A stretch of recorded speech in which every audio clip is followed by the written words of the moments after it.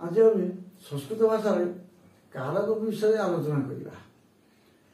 कारक क्या कहते क्रियान्वित कारक वाक्य क्रियापद सहित जो पदमान संबंध थाए ताकू कारक कहते।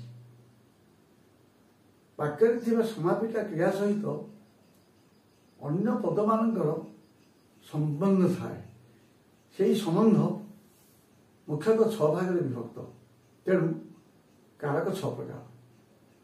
कर्ता कर्म च करणम संप्रदानम तथैव च अपादानाधिकरणम इत्याहु कारकानि षट्।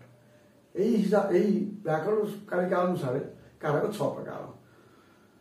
वाक्य क्रियापद सहित जो पदर कर्ता संबंध थी कर्ता कारक, सेहीपरि कर्म संबंध थी कर्म कारक, कर्ण संबंध थी कर्ण कारक, संप्रदान संबंध थी संप्रदान कारक, अपादान संबंध थी अपादान कारक एवं अधिकरण संबंध थी अधिकरण कारक कहला।